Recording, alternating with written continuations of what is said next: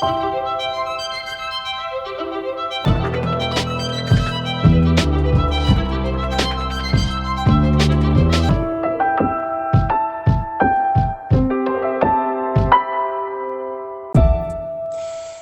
everybody, and thank you so much for joining me, Amanda Hallay, as we take perhaps a slightly different look this afternoon at a woman that we all know and possibly love, Cleopatra. Well, Cleopatra the Seventh, that is, because it transpires that there were quite a few Cleopatras kicking about in the ancient world, but it is really only this Cleopatra that people seem obsessed with and have been for 2,000 years or so. It is this Cleopatra that history has gone back to time and time again and reinvented in its own image. Cleopatra, we can look at her through so many different lenses. We can look at her through the lens of the political history of the ancient world, right? We can discuss her in terms of feminism and women's studies. We can talk about her place in literature, Shakespeare, anyone, in film, no matter what your area of interest or expertise. There is a place for Cleopatra, isn't there? Well, my areas of interest are art history, fashion history, film history, and yes, pop culture. And so today we'll spend an hour or so looking at how every era and then every decade took Cleopatra and made her the blank screen upon which to project its own societal fears, ambitions, passions, and aesthetics. Right, I'd better crack on. We've got 2,000 years to get through. Cleopatra. This has always been a very easy optic for us to use because she can be whoever we want her to be. A decadent diva who lived for luxury, the original femme fatale, a noble martyr, a feminist icon, or more recently, a symbol of empowerment to women of color. Cleopatra can belong to everyone. Or can she? Because after 2,000 years, she's back in the news and on the Twitter sphere today. Because there has been quite a lot of discussion at the announcement that the lovely Israeli actress Gal Gadot will be playing Cleopatra in an upcoming movie. And this has, I can understand, upset quite a lot of people.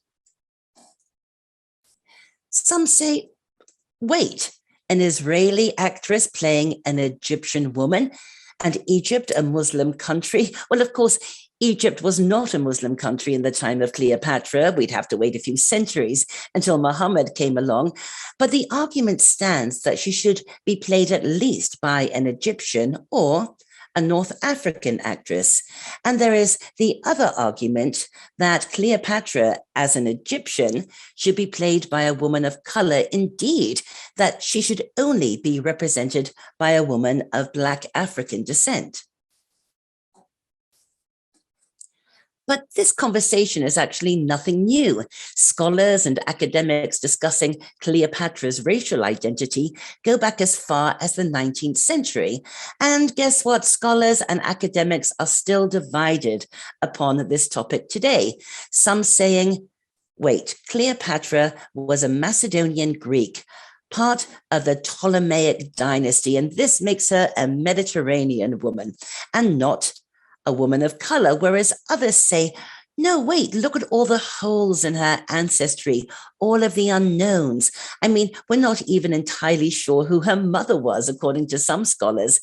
And given the region where she lived, and given the fact that the Ptolemaic Empire stretched so far, there is every reason to believe that Cleopatra would have been a woman of color.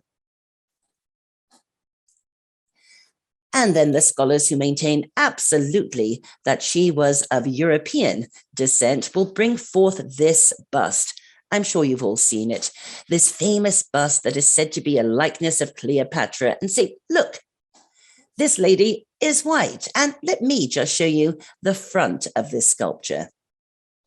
There it is. And of course, I am just messing with your heads now, because this is an unknown woman, an entirely different bust. My point being that when we look at Hellenistic sculpture, although based in realism, most were imagined likenesses, stylized versions of a person, as opposed to the person. So, no, Cleopatra, the real Cleopatra, did not sit and have a sculptor create this likeness of her in stone.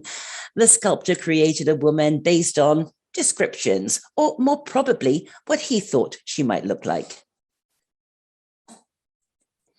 And the same can be said of coins of the era that are said to bear her image. Here is Cleopatra, clearly depicted as a woman of Greek origin.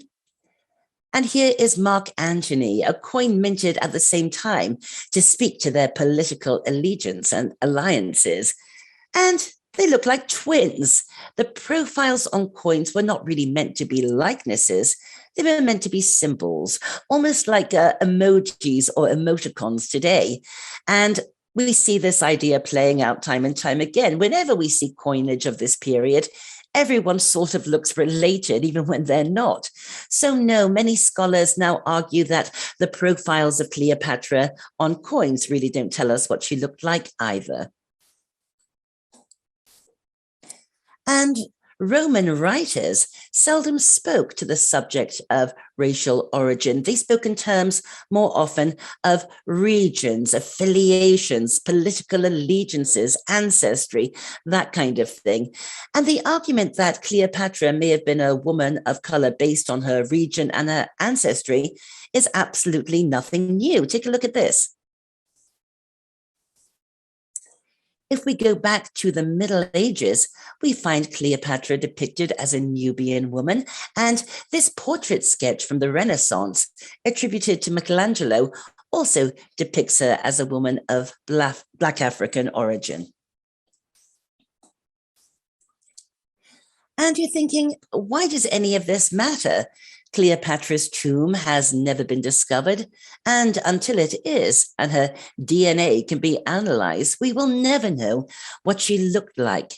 Yet, this obsession to know this unknowable fact continues to spark conversation and controversy and downright combat, at least on Twitter, because long, long ago, Cleopatra VII ceased being a real woman. She was a brave woman, a smart woman, a woman who could lead armies, a woman who spoke something like 7 languages, but she sort of stopped being a woman and became a symbol. She became almost an allegorical representation of many, many things. And sometimes she symbolized very positive things, and sometimes, as we will see, not so much. In short, Cleopatra, over the centuries, became something created, an invention, if you will. And this extends to every single aspect of her being, including the way that she dressed. When we say the name Cleopatra or hear the name Cleopatra, we all have an immediate mental image, don't we, of what she looked like. Now, be honest with yourselves. When I say Cleopatra, is this the image that you see? Because if I am honest with myself, it probably is. Or is it this? An authentic Cleopatra in the clothing of ancient Egypt, as seen on one of the few surviving bas-reliefs of her? Well, we know that the first image we see here is inauthentic, fabulously so, but inauthentic. And we know that the second represents soundly what ancient Egyptian women wore. But Cleopatra was at least culturally of Greek descent, so she was a product of Ptolemaic Greek culture and would undoubtedly have dressed as a Macedonian Greek in private life, regardless of whatever her racial origins actually were. She would have worn simple chitons and peplums and hymatians, all the garb of the Greek world. And yet, Cleopatra was a player in the Roman world, and boy, oh boy, what a player in the Roman world she was. And as Rome was the dominant force at the time, she would probably have adopted the clothing of ancient Rome on occasion and worn the palla and the stola worn by every fashionable female patrician. So did Cleopatra ever really dress like an ancient Egyptian as seen in hieroglyphs? Well, guess what? She absolutely did. Cleopatra, the real Cleopatra, chose the Egyptian goddess Isis as her heavenly forebearer.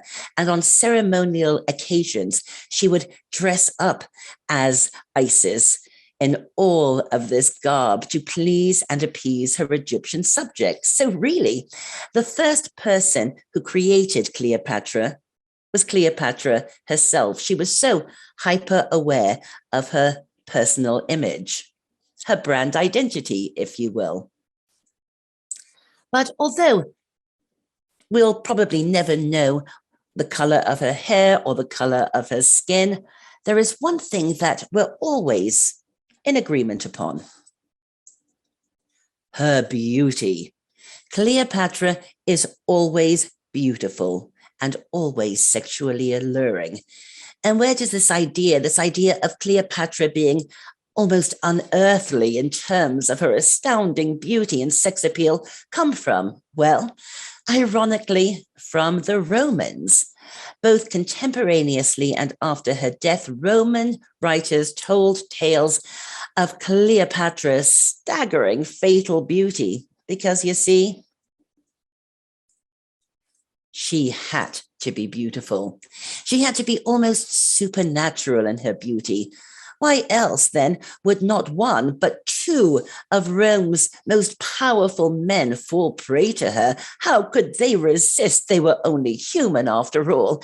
And well, when faced with such beauty, it wasn't their fault. They couldn't resist. So Cleopatra's famous beauty was born of a Roman need to explain away just how it was possible for this young woman to have caused so much trouble to them. And this image of Cleopatra being almost supernatural in her beauty has never really left us, has it? She has to be beautiful, which is why she is always portrayed on screen by the most beautiful actresses of every era. And these actresses really were considered the most beautiful women of their day. So, ergo, Cleopatra. I think Greek philosopher Plutarch probably offered up a slightly more realistic take on Cleopatra's beauty. This is what he wrote. Those who had seen Cleopatra knew that neither in youthfulness nor in beauty was she superior to Octavia, that's Mark Antony's wife. For indeed her own beauty, as they say, was in itself not altogether incomparable or such as to strike those who saw her. So beauty-wise, I think he's saying she was fair to middling, yet he does then go on to discuss her cleverness, her cunning, and what we now term sex appeal. Her ability to use all of these qualities to manipulate men. And Shakespeare would use Plutarch's take on Cleopatra as the basis for Antony and Cleopatra, the two writers arguably creating the world's very first 100% femme fatale. They imbued Cleopatra with the exact qualities that every fictional femme fatale of the 20th century relied upon. A mistress of manipulation with questionable morals who could outsmart and outwit and outmaneuver her male victims, using her sexual allure to ensnare him in a trance-like lust before making him do her evil bidding. I mean, think about it. Wasn't the character of Cora, as played by Lana Turner in the 1946 film noir classic, The Postman Always Rings Twice, just sort of a common Cleopatra in a California cafe? And Barbara Stanwyck as Phyllis in Double Indemnity of 1944. Her older, wealthy, powerful, controlling husband a sort of Julius Caesar character, Fred McMurray as the anti-hero, jumping in as a sort of Mark Antony character, both falling prey to the cruel, clever, and calculated cunning of Phyllis, manipulating everyone with her snake-like sex appeal to commit unspeakably violent acts. Well, happily for the real Cleopatra, history has not always adhered to this rather shady view of the queen as being this hedonistic harlot, this last pharaoh who really brought all of the Egyptian empire down with her. So let's take a look at how various other periods of history have looked upon her and which aspects of her incredible life have pulled focus. Let's start in the Middle Ages, and it comes no surprise to discover that it's Cleopatra's death that is prominent in art and in tales, her death at her own hands with the help of an asp. This is the most prominent view that we have of Cleopatra in the Middle Ages, a morality tale if ever there was one. Bad girls come to a bad end, and she is often depicted with two snakes so as not to confuse her with depictions of Eve and a snake. Eve, the original bad girl, the OG of all femme fatales, really. Yet the focus in both is the snake or snakes, that phallic symbol of temptation and lust, as well as a symbolic representation of how too much knowledge can be a dangerous thing, especially if you're a woman, tut-tut. In the Renaissance, another element was added to the catalogue of Cleopatra's foibles. Look at what Boccaccio says about her. Cleopatra, having already acquired her kingdom through two crimes, gave herself to her pleasures, having become almost the prostitute of Oriental kings, and greedy for gold and jewels, she stripped her lovers of these things with her art. Cleopatra in the Renaissance became an embodiment of the concept of luxuria, the sin of lust. Luxuria, the personification of lust. Yes, sexual lust for sure, but also a lust for power, lust for wealth. He calls her a prostitute, well, almost a prostitute, but then moves on to discuss her greed for gold and for jewels. And this image of Cleopatra, bedazzled in gold, gold, gold, is born of this Renaissance image of a despicable and decadent diva who values power and luxury above all else.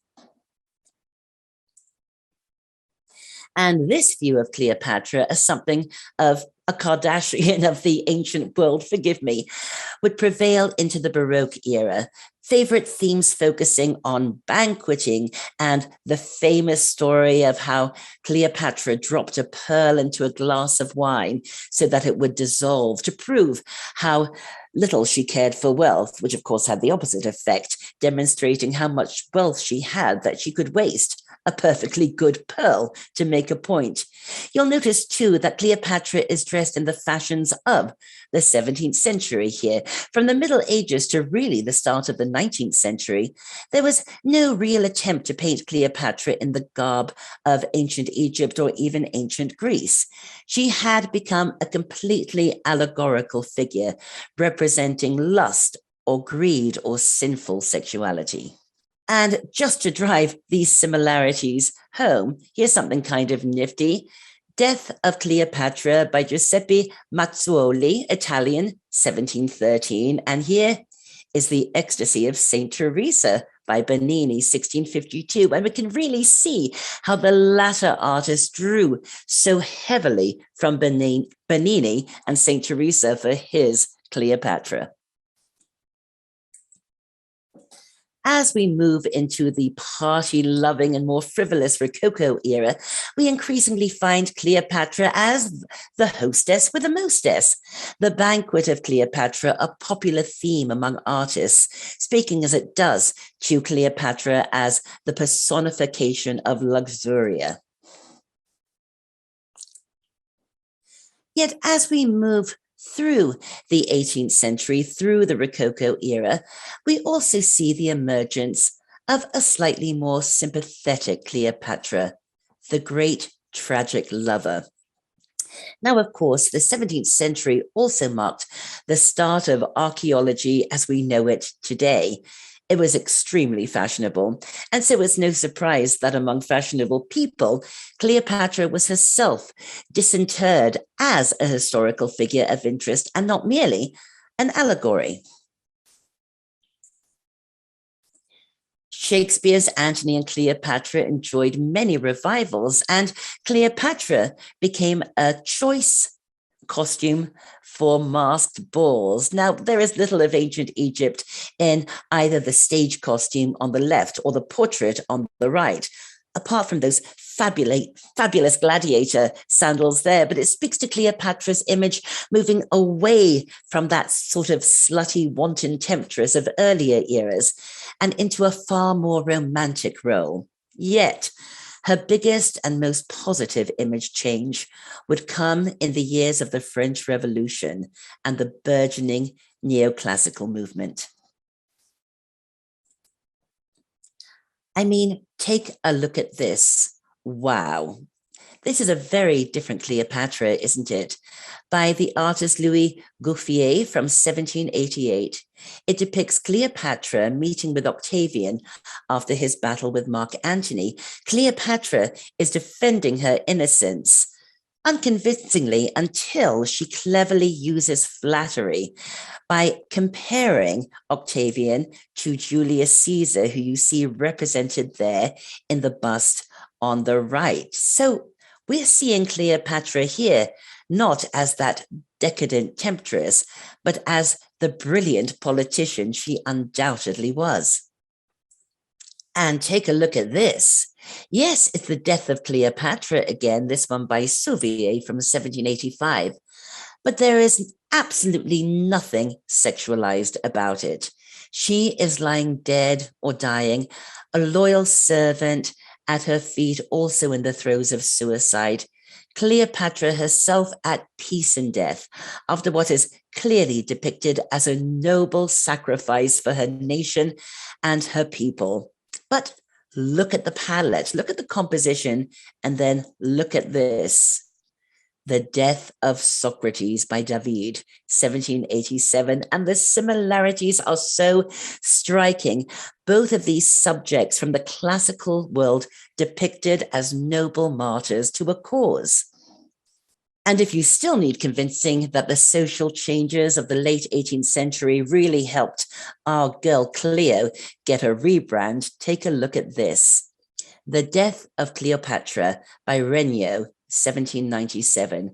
And if it looks familiar, well, of course it should, because here is the much more famous Death of Marat from 1793 by David. And clearly, Regnault is intentionally borrowing from David, the message clear. Like Marat, Cleopatra was a freedom fighter against oppression. Rome, a sort of deuxième état of the ancient world. Cleopatra, a symbol of freedom. And look at the palette. Look at her red, white, and blue garments. It's the tricolore, essentially. He created his Cleopatra as the Marianne, that female symbol of the French Republic. The first quarter of the 19th century and neoclassicism was in full swing, and we find that Cleopatra has lost all of her Egyptian trappings and is presented as a purely Grecian figure, like here, The Triumph of Cleopatra by William Etty, 1821. He's depicted her as basically a Greek goddess. She could be Hera or Aphrodite, couldn't she? And in this era, it makes sense. She is always found depicted wearing Grecian clothing, the chiton and the himation and the peplum, because, of course, Regency and Empire fashion was basically an updated version of the clothing of ancient Greece, this elegant simplicity. So Cleopatra in this era really became a Greek style icon for the fashionable women of the day. The so-called Orientalist art movement made its focus the daily life of North Africa and the Middle East. And so we start to see Cleopatra depicted in her own domestic life, doing everyday stuff like here, testing poisons on slaves or getting dressed in the morning with the help of one of her servants. These are almost domestic images of Cleopatra that really start depicting her as a real woman as opposed to being an allegory. And as we move through the century, we find her increasingly depicted not as a personification, not as a goddess, nor as a temptress or a symbol of freedom, but as a real woman, at least by the pre-Raphaelites and those they influenced. Look at these Cleopatras. These really look like real women, don't they? Thinking women, women with thoughts, with feelings, with anxieties, with considerations. Really an interesting moment in the development of her image. Yet very quickly, Cleopatra would again become a personification, this time as the personification of Eastern promise, quote unquote, mystery, and the thing that the avant-garde loved most of all in the 1900s and 1910s, exoticism writ large. And she was given a new lease on life by the Ballet Russe, Sergei Diaghilev and Leon Basque, taking the world by storm with ballets such as Scheherazade, which was all about Eastern exoticism, languid, beautiful stuff. The Ballet Russe spoke to everything that was happening in the world of the intelligentsia in that era. And what we now call creatives absolutely loved it. And that includes the fashion world. Paul Poiret was so inspired and influenced by exoticism and the Ballet Russe. And he took the world by storm with his harem pants and turbans. So in love with the fashionable people with this idea of exoticism that sophisticates would actually throw Scheherazade parties where, culturally inappropriate, though it obviously was, they dress up in anachronistic Eastern garb and smoke hookah pipes. In short, North Africa was in, and Cleopatra was to become almost the poster girl for this new cultural obsession. And she was therefore an obvious subject for the Ballet Russe. The ballet Cleopatra debuted in 1909, and although the costumes and set design were originally by Leon Basque, they perished while on tour and had to be redesigned anew for the ballet's Paris premiere. And they were redesigned by Orphic artist Sonia Delaunay. And as you can see, she placed Cleopatra back into ancient Egypt, the Egypt we all imagine of pyramids and tombs and hieroglyphs. Although, of course, you can also see elements of Orphic art in her designs, which realigned Cleopatra herself with the art world, and more importantly, the world of modern art. In more mainstream terms, Cleopatra became the embodiment of beauty, timeless beauty, this interest in the ancient world combining with its most beautiful denizen for lots of advertising for beauty products. She was sort of the official spokeswoman for Palmolive soap for a couple of decades. And of course, all of this tied in with the golden age of Egyptian travel, those Thomas Cook paddle ships taking fashionable folk down the Nile. Cleopatra was hot stuff. She even had her own rag with other songs speaking to her fatal beauty. And it was into this world that we get our first iconic movie, Cleopatra, Theda Bara. Truly considered one of the great beauties of her day, Theda Bara was the perfect choice for this incredibly lavish silent production of 1917. Absolutely stunning audience goers, not least of all due to Theda's surprisingly risque costumes by George James Hopkins, which showed an awful lot of flesh, but really borrowed far more from Paul Poiret than from ancient Egypt, which was perfect, of course, because as we've already seen and will continue to see, every era's Cleopatra is intended to resonate with its contemporaneous audience and their aesthetics and their own beauty ideals, body ideals, and fashion ideals. Sadly, only a few short seconds of the 1917 Cleopatra survive, but we can see from Theda's expression here that her Cleopatra is a seductive one, a sexual predator, but one that gets her comeuppance. Oh, it's all so dramatic. And just when we think that surely Cleopatra must have been played out by the time we get to the 1920s, think again. Because in 1922, Howard Carter discovered the tomb of Tutankhamun, and this discovery made headline news around the world. It was a real feel-good story, a story of adventure and triumph that struck just the right note in the wake of World War I and the pandemic of 1919. And we all know about pandemics now, don't we? Egyptomania would impact everything from graphic art to architecture to homeware to fashion. And of course, Cleopatra was the obvious choice for Tutankhamun's female counterpart, but with a 1920s twist. In a way, Cleopatra became Cleo, a jazz age darling. Here's Helen Hayes on Broadway as Cleopatra, and look at her with her bare arms and bare legs and bobbed hair. Cleopatra reconceived as really the very first flapper, the Clara Bow of the ancient world. Guess what? Cleopatra even had a jazz band.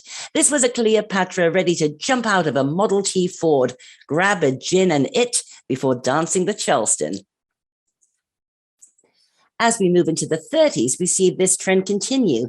Cleopatra as a figure who physically corresponds to an era's own ideal. Are these depictions of Cleopatra? Well, according to the artist, they are, but they look like Jean Harlow to me.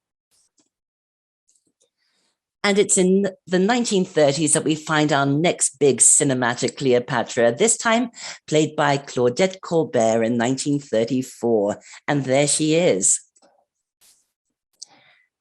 Glamour ruled supreme in this production.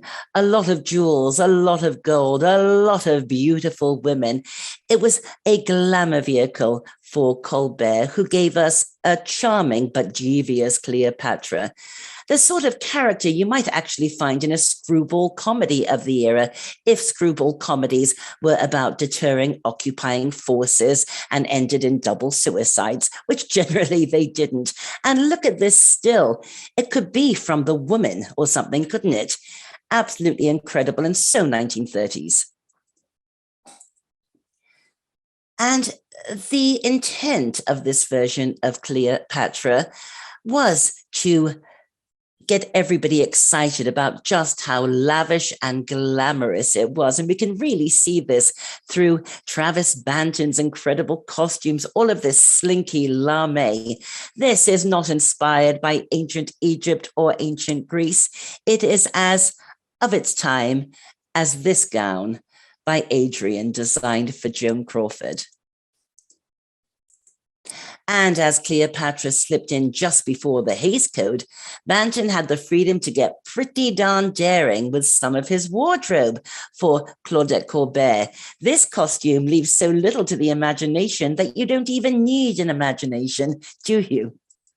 Divinely anachronistic and verging on the preposterous, the Cleopatra of 1934 was a huge hit among moviegoers, and it's easy to understand why.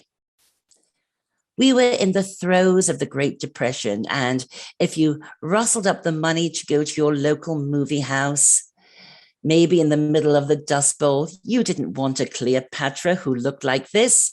You wanted a Cleopatra who looked like this. As with so many Hollywood offerings of the 1930s, this Cleopatra was all about escapism, an escape into a glamorous fantasy, an escape from the harsh realities of the Great Depression. 1945 saw Vivien Leigh take the mantle in the British Caesar and Cleopatra, co-starring Claude Rains, focusing more on her powers as a politician rather than her role as a sex goddess. And of course, this made perfect sense in the final year of World War II. Audiences were still a little disappointed because, of course, they knew and loved Vivien Leigh, most famously for Gone with the Wind, for her role as Scarlett O'Hara. And I think they expected a slightly more fiddle-dee-dee Cleopatra than the very serious one that Leigh projected. But I think I speak for most of us when I say that when we think of Cleopatra the movie, we think of this one. From 1963, I give you Cleopatra, starring, of course, Elizabeth Taylor, the most expensive movie ever to be made at that point. With mixed reviews and a losing box office, this version of Cleopatra nevertheless remains, for all its flaws, and gosh, it has many of those, the definitive film at Cleopatra that so many of us know.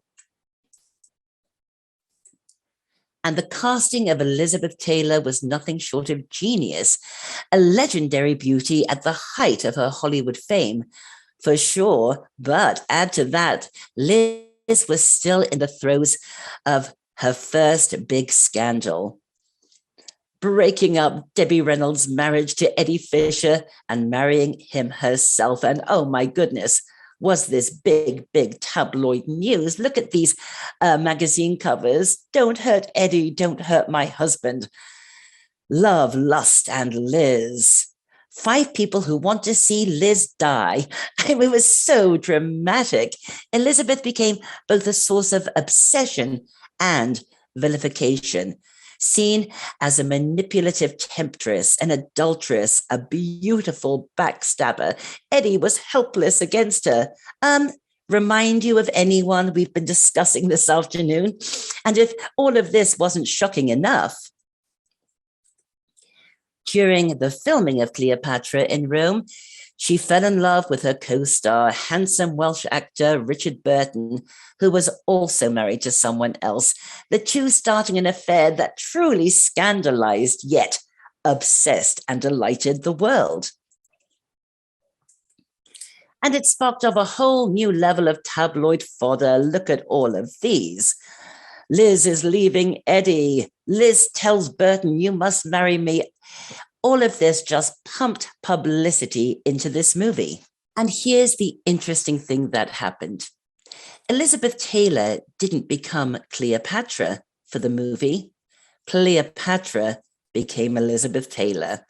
Life almost imitated art, if one could ever imagine Eddie Fisher as Julius Caesar, and it set the world on fire.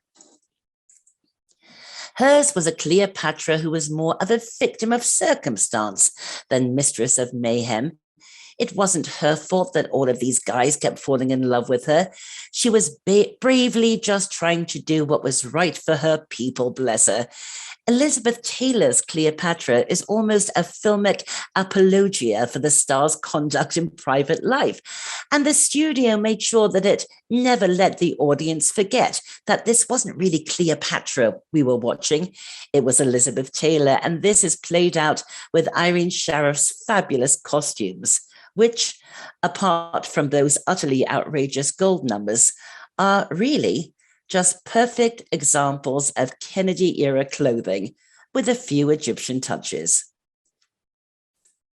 I mean, take a look at this slide here, and you can see how Sharaff managed to dress Elizabeth Taylor in costumes so similar to the sort of thing the star wore in her personal life, and yet still somehow managed to convince us that we were all in ancient Egypt. Okay, nobody ever, ever, ever wore a hat like this in ancient Egypt, but they sure did in the early 1960s. And just to blur the line between Cleopatra and Elizabeth Taylor even more, Elizabeth wore an adapted and updated version of this very outfit at her wedding to her own Mark Antony, Richard Burton. Life imitating art or the other way around. Nobody knew and nobody cared, as 1963's Cleopatra would have an unprecedented influence on fashion. I mean, look at this cover of Vogue. Look at the gold gown and what's on her head. What is that? Yes, it looks like an artichoke that's been spray painted, but of course it was intended to evoke the incredible gold headdresses worn by Elizabeth Taylor and Cleopatra. And look at this hat. It's the shape of the red crown of Lower Egypt. Cleopatra was suddenly everywhere, used to sell everything from brasiers to hand soap, anything that promised to make a woman feel beautiful, glamorous, eternal, alluring, irresistible. Basically, anything that promised to make a woman feel like Elizabeth Taylor. You couldn't open a magazine without finding Cleopatra peddling something, all of the women slightly reminiscent of Elizabeth Taylor in the movie with that iconic turquoise makeup. Nobody was interested in the real Cleopatra at this point. It was Liz as Cleopatra that they craved. Even this Cleopatra doll is wearing Elizabeth Taylor's makeup as seen in the movie. And this obsession in the early 60s wasn't just confined to fashion. This Cleo cultural craze saw easy listening albums inspired by what? Cleopatra, the historic figure, the movie, Elizabeth Taylor, all of the above. And look at this Halloween mask. I love it. But it isn't Cleopatra. It is Elizabeth Taylor as Cleopatra. The two women becoming so intertwined that I'd argue that in the minds of many, they still kind of are. Yet, as we move into the later 60s and 1970s, we see Cleopatra embraced as a symbol of feminine empowerment by the African American community. Here is the legendary model Doña Luna in a Paco Rabanne dress with an Egyptian collar. But look, she has wings, and the combination of the Egyptian shapes and the wings have turned her, of course, into Isis. And here we have the magnificent Nina Simone wearing, as she sometimes did, an Egyptian Nemes headdress. And it wasn't by hazard that Cleopatra Jones, the movie character as played by the marvelous Tamara Dobson, this combination of brains and beauty, was called Cleopatra. And no surprise that the wonderful Diana Ross embodied Cleopatra in a scene from Mahogany.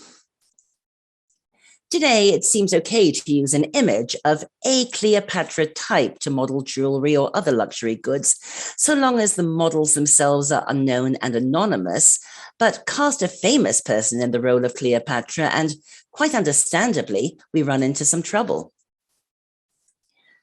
Harper's Bazaar came under flack for drawing parallels between Cleopatra and Kim Kardashian, and Katy Perry's Cleopatra-themed music video was seen as not only tacky, but a thoughtless misrepresentation of a culture that she didn't belong to and probably knew little about. Even Beyoncé was accused of cultural appropriation when she channeled Nefertiti. And I began this talk discussing the controversy surrounding Gal Gadot as the choice for Cleopatra in the upcoming film, didn't I? So, who should be our next movie Cleopatra? Well, why do we need another movie Cleopatra? How many Elizabeth Bennets do we need? How many Batmen do we actually need? Have we, as a culture, lost so much confidence in ourselves that we keep craving and creating what we have already seen time and time again? And it's a shame because there are so many other interesting and outstanding women of ancient Egypt that we could be making films about, like Hatshepsut and Nefertiti, to name but two. Cleopatra the Seventh's tomb has never been discovered, and if it hasn't been discovered already, it probably never will be. So maybe we should take this as a sign.